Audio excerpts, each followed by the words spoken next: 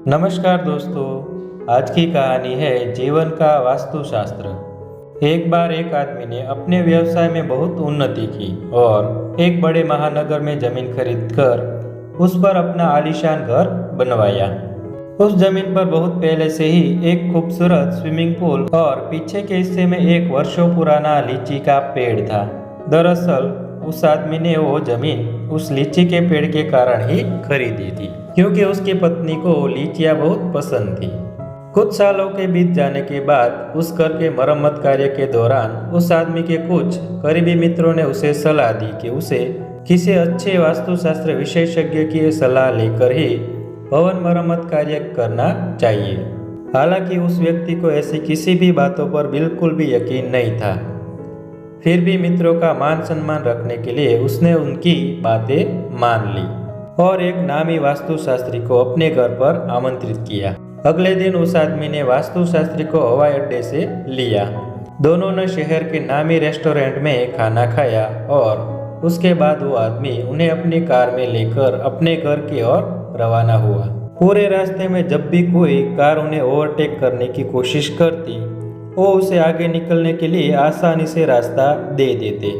ये देख वास्तुशास्त्री महोदय ने हंसते हुए उस व्यक्ति से कहा, श्रीमान, आप बहुत सुरक्षित वाहन चालक हैं, जो बेहद ठंडे दिमाग और धैर्य के साथ अपनी गाड़ी चलाते हैं। उस आदमी ने मुस्कुराते हुए जवाब दिया, सर जी, लोग अक्सर ओवरटेक तभी करते हैं जब उन्हें कोई अति आवश्यक कार्य हो, इसलिए हमें उन्हें अवश्य रास्ता दे देना चाहिए। उस आदमी के घर के करीब पहुंचते पहुंचते सड़क थोड़ी संकरी हो गई और उसने कार थोड़ी और धीरे चलानी शुरू कर दी। तभी अचानक एक जोर से हंसता हुआ बच्चा गली से निकला और तेजी से भागते हुए उसकी कार के आगे से सड़क पार कर गया। वो आदमी उसी गति से चलते हुए उस गली की ओर देखता रहा, जैसे वो किसी का इंतजार कर रहा हो। तभी अचानक उसी गली से एक और बच्चा भागते हुए उसकी कार के आगे से निकल गया। शायद पहले बच्चे का पीछा करते हुए दूसरा बच्चा उसके पीछे भाग रहा था। वास्तुशास्त्री जी ने हैरान होते हुए उस आदमी से पूछा, श्रीमान, आपको कैसे पता कि कोई दूसरा बच्चा भी भागते हुए निकलेगा? इसके लिए आप अपनी गाड़ी धीरे धीरे चला रहे थे।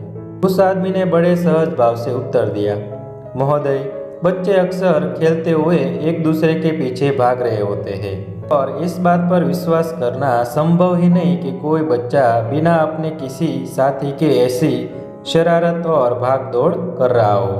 वास्तुशास्त्री इस बात पर बहुत जोर से हंसे और कहा कि आप निसंदेह बहुत सुलझे हुए शांत व्यक्ति हैं। घर के बाहर पहुंचकर दोनों कार से उतरे।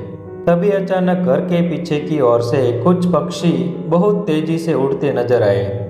यह नज़ारा देखकर उस आदमी ने वास्तुशास्त्री जी से कहा कि यदि उन्हें बुरा ना लगे तो क्या हम दोनों कुछ देर तक यहाँ इंतजार कर सकते हैं?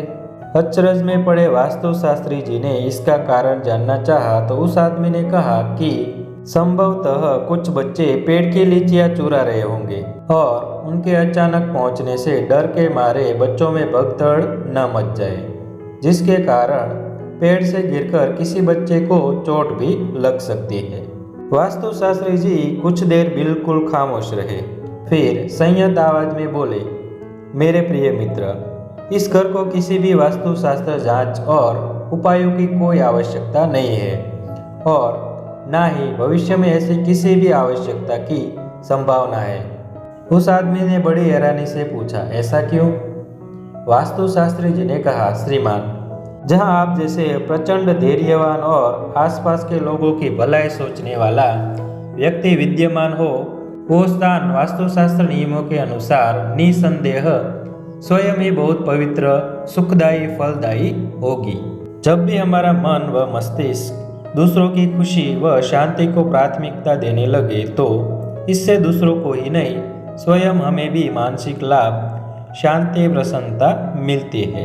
जब कोई भी व्यक्ति सदा स्वयं से पहले दूसरों का भला सोचने लगता है तो अनजाने में ही उसे संतत्व प्राप्त हो जाता है, जिसके कारण दूसरों का भला तो हो रहा होता है, उसे भी तत्काल उसका ज्ञान बोध मिल जाता है।